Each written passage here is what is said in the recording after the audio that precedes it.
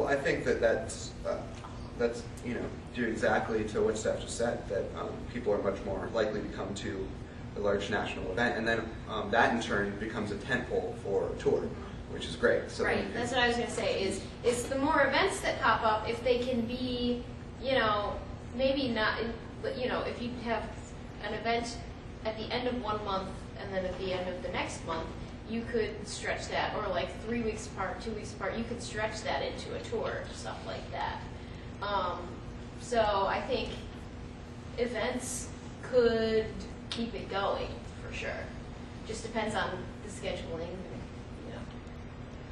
But then you also have this summer some people touring you don't necessarily hear about all the time. Like I know Grace from Snidget is putting together a summer tour. I mean, I don't remember the last time Grace played more than like maybe 2 or 3 shows in a row, like just in her area.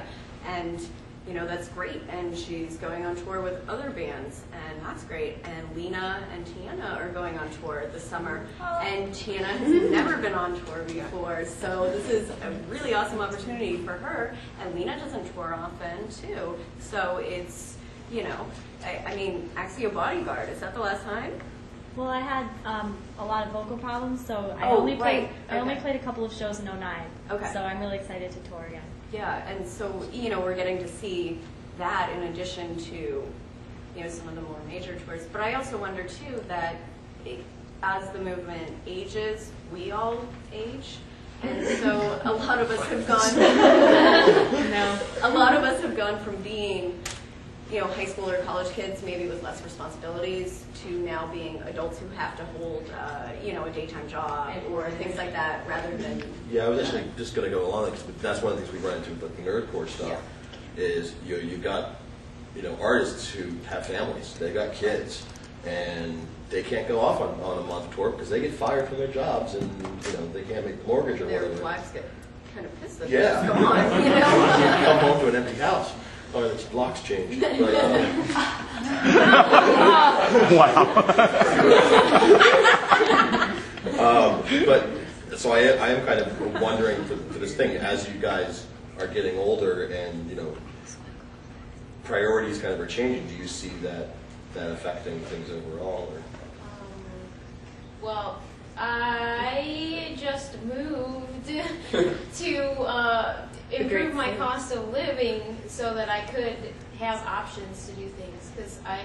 But I also, it's always in the back of my mind if I see a job posting and I apply for it. It's like, how would this affect this? And obviously, I'm guessing, stability at a job that I love would probably take precedence over some things, but, I'm really happy to, right now, work for 2 organizations that have been amazing about it so far, right? And I'm very fortunate, because I know, there's people like Jared. Jared's like, We're going to get him to quit his job. What is he, the president of a bank?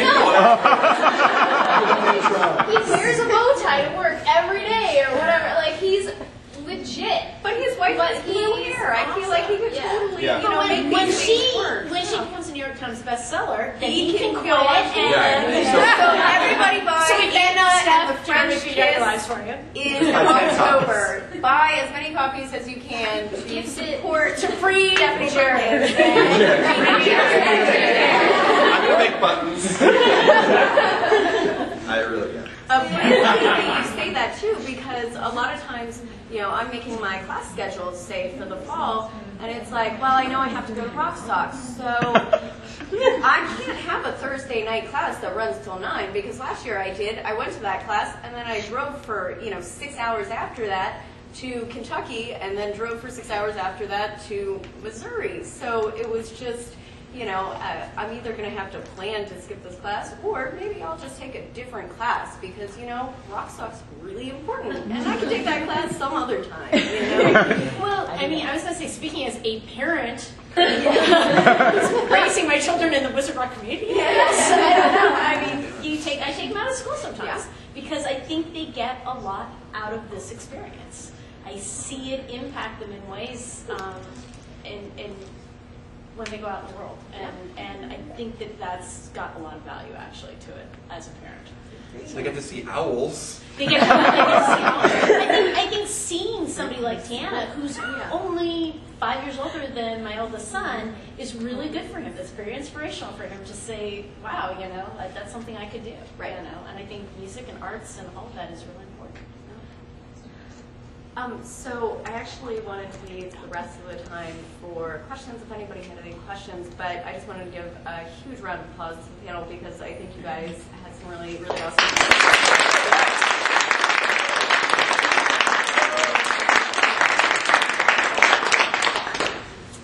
Did anybody have any questions? We can take from online, right? Yeah. Okay.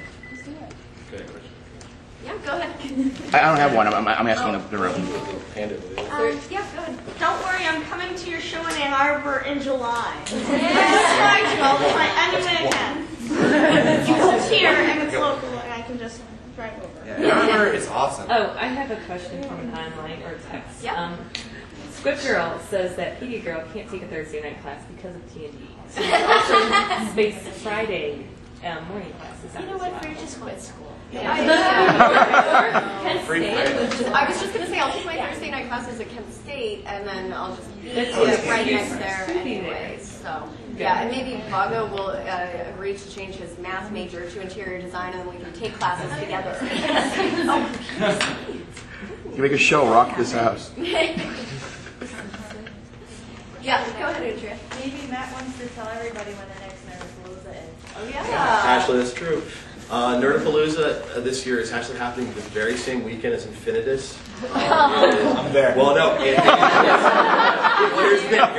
Here's the pitch of that. It is in Orlando. It is at the Marriott, just north of the airport. It's Saturday and Sunday, and they go till like midnight. Oh my God. So you go. It's I think nerdapalooza.org is the website for it. How many Nerdapaloozas have there been so far? That's harder to answer than you think because there's been, it's for this because there's actually been a bunch of them in different locations and stuff. This is, I think, the third or fourth one in Orlando. Oh wow, So yeah. that's awesome. Chloe, do you have a question? Yeah, you were talking earlier about the crossover between nerdcore and wizard rock, and I was wondering how much of it was an age thing. Like, in your experience, have you noticed a big age difference between the people you see at nerdcore concerts and the people you see at wizard rock concerts? The I don't know how much of this is just with the the Wizard Rock shows I've been into in the DC area, but it does seem to be older, and that the age group for the nerdcore stuff is more just getting out of college or in their mid to late 20s kind of a thing. Though I don't think I've actually had a local nerdcore show, so it's all been the event kind of stuff. So that's part of it is folks traveling and stuff like that.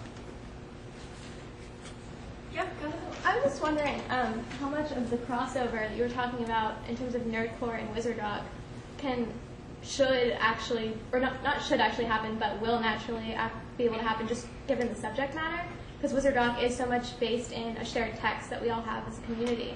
And there are those of us who just really like Harry Potter, and we like that there's music about these books that we love. And would either group have to sacrifice those things that they really love in order to sort of commune more? I think I don't know how to phrase Yeah, that. no, I get that. I think when I was talking about it, I was talking about it more in terms of just the general attitudes of the communities, and not necessarily that the music needs to combine. Okay. But why, these are people who lead similar lives to us, and yet I feel like we're totally kind of separated. And then there is an element there for artistic crossover. Because I don't want to. I think it was back in 2008. A website called Hipster Please released a compilation called Old Nerdy Bastard, which was what they did is they took tracks, vocal tracks, and they gave them to producers and let them remix it. And the compilation actually includes Harry and the Potters, Whomping Willows, Ginny and the Heartbreakers, and then Peeved and Dumbledore both did remixes on it.